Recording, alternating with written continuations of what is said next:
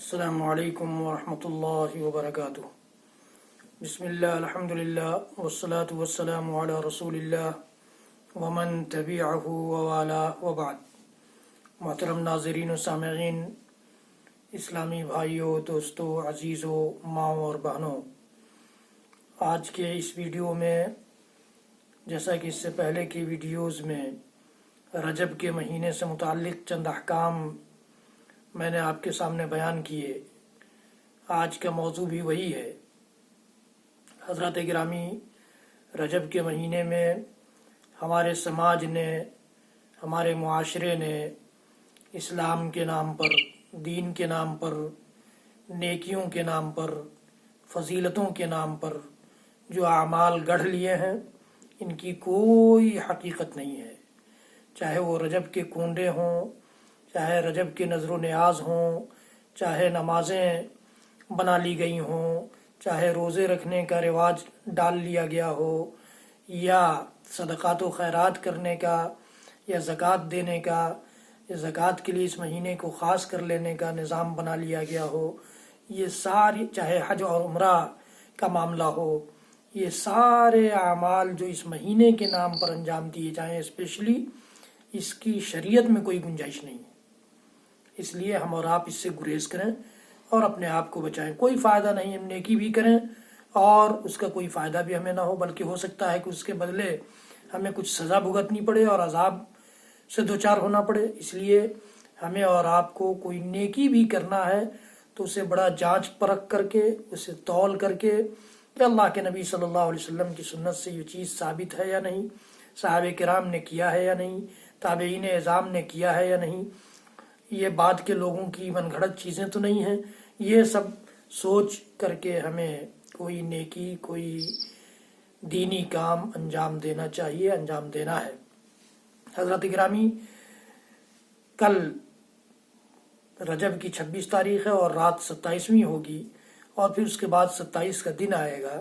27ویں رات کو لوگوں نے معراج کا جشن منانا شروع کر دیا، معراج کا کے نام پر جشن منانا شروع کر دیا، جبکہ معراج کے جو تحفے ہیں، معراج کی جو نشانیاں ہیں، اللہ تعالیٰ نے یہی تو فرمایا تھا کہ سبحان الذی اسریٰ بعبدہ لیلا من المسجد الحرام الی المسجد الاقصی الذی بارکنا حولہ لنریہ من آیاتنا۔ بڑی پاکیزہ ہے وہ ذات جس نے اپنے بندے محمد الرسول اللہ صلی اللہ تعالی علیہ وآلہ وسلم کو مسجد حرام یعنی خانہ کعبہ سے راتوں رات مسجد اقصی فلسطین لے گیا، اور پھر وہاں سے آسمانی سفر شروع ہوا۔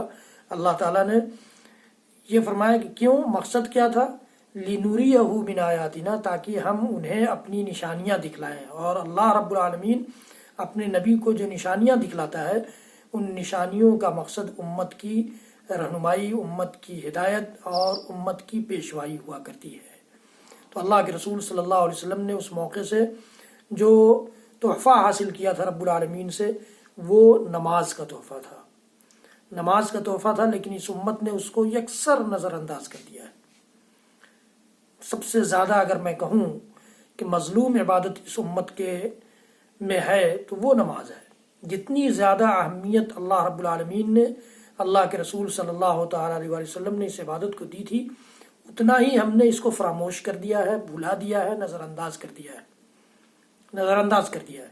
جبکہ ہونا یہ چاہیے تھا کہ معراج کے نام پر، معراج جشن منانے کے بجائے ہمیں عہد کرنا چاہیے کہ ہم اللہ کے نبی صلی اللہ علیہ وسلم نے معراج میں جو تحفہ رب العالمین سے حاصل کیا تھا، اس کی پابندی کریں گے، اس کو اس کے وقت پر ادا کریں گے، اس میں رب العالمین سے اپنا رشتہ جوڑیں گے، رب العالمین سے اپنا رشتہ اس کے ذریعے مضبوط کریں گے۔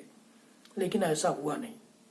اس لیے ضرورت اس بات کی ہے کہ سالانہ جشن منانے کے بجائے، مسجدوں میں قمقمے لگانے کے بجائے، مسجدوں کو لائٹنگ اور ساؤنڈنگ سے سجانے کے بجائے، مسجدوں میں رات بھر جاگ کر مٹر گشتی کرنے کے بجائے، مسجدوں میں ان ملاؤں کے پیٹ اور جیب کا انتظام کرنے کے بجائے، ہم اپنی زندگی کو سنواریں، اپنے رب سے نماز کے ذریعے رشتہ کو جوڑ کر اور مضبوط کر کے۔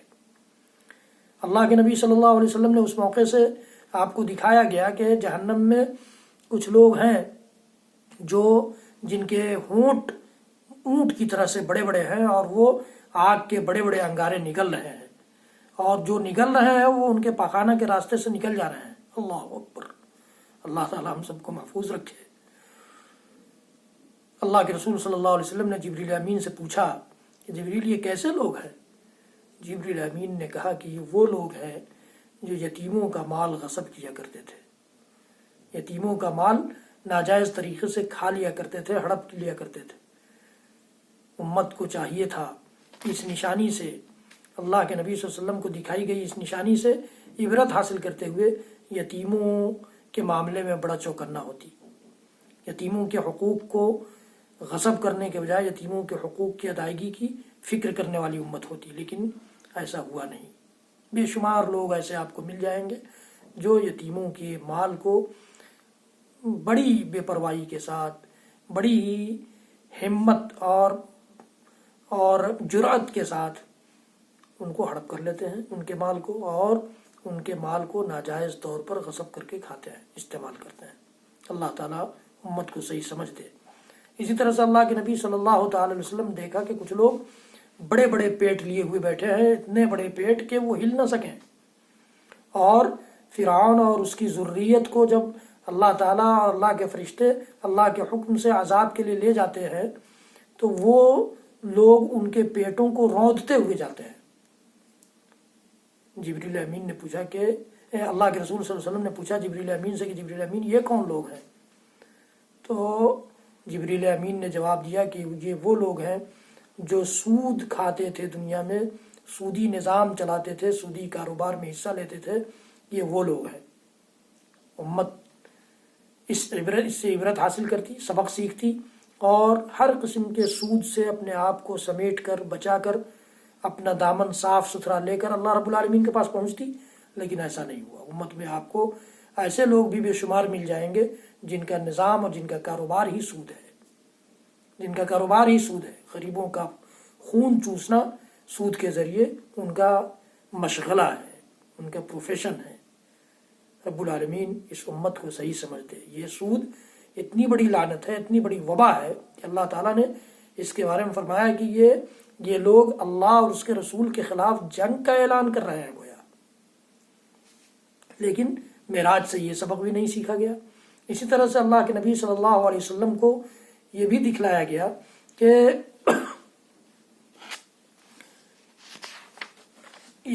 کچھ لوگ ہیں جن کے سامنے تازہ اور فربا گوشت رکھے ہوئے ہیں، اور سڑے ہوئے چھیچڑے بھی رکھے ہوئے ہیں۔ وہ لوگ تازہ اور فربا گوشت نہیں کھا رہے، بلکہ وہ سڑے ہوئے چھیچڑے کھا رہے ہیں۔ اللہ کے نبی صلی اللہ علیہ وسلم نے تعجب کیا، پوچھا جبریل امین سے کہ جبریل امین یہ کیسے لوگ ہیں، تازہ گوشت چھوڑ کر سڑے ہوئے گوشت کھا رہے ہیں، چھیچڑے کھا رہے ہیں؟ جبریل امین نے کہا کہ یہ وہ لوگ ہیں جو زنا کیا کرتے تھے دنیا میں، حلال طریقے سے اپنی خواہشات، جنسی خواہشات کو پوری کرنے کے بجائے یہ حرام طریقہ اختیار کرتے تھے۔ گویا وہ حلال طریقے کو اللہ تعالیٰ فربا گوشت سے تعبیر کر رہا ہے، اور حرام طریقے سے جنسی خواہشات پوری کرنے کو اللہ تعالیٰ سڑے ہوئے چھیچڑے سے تعبیر کر رہا ہے، دکھا رہا ہے نبی کو۔ تو یہ اللہ کے رسول صلی اللہ علیہ وسلم کو بتایا گیا۔ ہونا یہ چاہیے تھا کہ امت زنا کی ہر قسم سے اپنے آپ کو محفوظ کر لیتی، تاکہ کل قیامت میں یہ سزا نہ بھگتنی پڑے۔ اسی لیے تو نبی کو یہ نشانیاں دکھلائی گئیں۔ نعوذ باللہ، نبی سے تو یہ کام ہونے والے نہیں تھے۔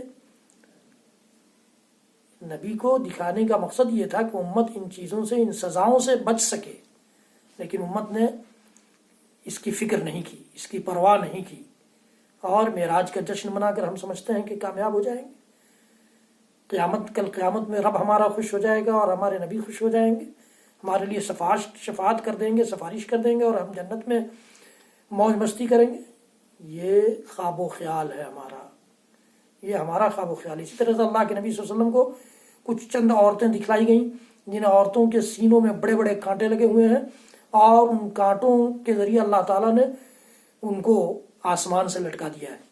اللہ کے نبی صلی اللہ علیہ وسلم نے جبریل امین سے پوچھا کہ جبریل امین یہ کون لوگ ہیں؟ تو جبریل امین نے فرمایا کہ یہ وہ لوگ ہیں جو اپنے شوہروں پر دوسروں کی اولاد داخل کر دیتی تھیں، یہ وہ عورتیں، یعنی دوسروں سے زنا کے ذریعے حملہ ہوتی تھیں جبکہ وہ شادی شدہ ہوتی تھیں، ان کے شوہر موجود ہوتے تھے. اس طرح سے نسل خراب ہوتی تھی، بچہ شوہر کا سمجھا جاتا تھا لیکن وہ کسی اور کا ہوا کرتا تھا. تو یہ اللہ کے نبی صلی اللہ علیہ وسلم کو ان نشانیاں دکھلائی گئیں، یہ عبرت کے سامان دکھائے گئے تاکہ امت ان واقعات اور ان نشانیوں سے عبرت حاصل کر سکے، سبق سیکھ سکے، سیکھ حاصل کر سکے. لیکن ایسا نہیں ہوا. جشن منا لینا، قمقمے لگا لینا، لائٹ سے مسجدوں کو سجا لینا، جھنڈیاں لگا لینا، جھنڈے پھہرا لینا، ہم نے دین کی علامت اور نشانی بنا لیا ہے. اللہ رب العالمین ہم سب کو دین کی صحیح سمجھ سے نواز دے، اس لیے کہ اللہ کے رسول صلی اللہ علیہ وسلم نے یہ ارشاد فرمایا ہے کہ اللہ تعالیٰ جس کے ساتھ خیر کا ارادہ فرماتا ہے اسے دین کی صحیح سمجھ سے نواز دیتا ہے. رب العالمین اس امت کو دین کی صحیح سمجھ سے نواز دے، ہمیں اور آپ کو دین کی صحیح سمجھ سے نواز دے. رب العالمین ہم سب کے ساتھ خیر کا ارادہ فرما لے. رب العالمین ہمیں توفیق دے کہ ہم وہی ساری نیکیاں اور وہی سارے اعمال انجام دیں جو ہمارے نبی صلی اللہ علیہ وسلم سے ثابت ہیں، اور جو ثابت نہیں ہیں ان سے اپنے آپ کو بچا سکیں. 27 رجب کے روزے سے اپنے آپ کو بچائیے، 27ویں رات کے جشن میں شامل ہونے سے اپنے آپ کو بچائیے، 27ویں رات کے جشن میں کسی قسم کا تعاون کرنے سے اپنے آپ کو بچائیے، 27ویں رات میں کے لیے جو نماز گڑھ لی گئی ہے یا جو عبادتیں گڑھ لی گئی ہیں ان ساری عبادتوں سے اپنے آپ کو بچائیے، اور کامیابی کی راہ نبی اکرم صلی اللہ علیہ وسلم کی زندگی میں ڈھونڈیے. صحابہ کرام نے نبی اکرم صلی اللہ علیہ وسلم کو کس طرح سے فالو کیا ہے اس راستے کو اپنائیے، اور تابعین، طب تابعین، ائمہ اور محدثین نے صحابہ کرام اور نبی اکرم صلی اللہ علیہ وسلم کے راستے کو کس طرح سے ہمارے سامنے اجاگر کیا ہے، اس روشنی سے دین کے کاموں کو اور دینی اعمال کو دیکھیے. رب العالمین ہم سب کو صحیح سمجھ سے نواز دے. حضرات گرامی اس ویڈیو کو زیادہ سے زیادہ لوگوں کے پاس شیئر کریں تاکہ ہمارے اور آپ کے لیے یہ صدقہ جاریہ ہو. میرے چینل کو سبسکرائب کرنا نہ بھولیں اور بیل آئیکن بھی دبانا نہ بھولیں. فیس بک پر سن رہے ہوں تو لائک بھی کریں. رب العالمین ہم سب کو کہنے سننے سے زیادہ عمل کی توفیق دے. وصلی اللہ تعالی علی نبینا محمد وعلى آله وصحبه وسلم. سبحان ربك رب العزة عما يصفون وسلام على المرسلين والحمد لله رب العالمين والسلام عليكم ورحمة الله وبركاته.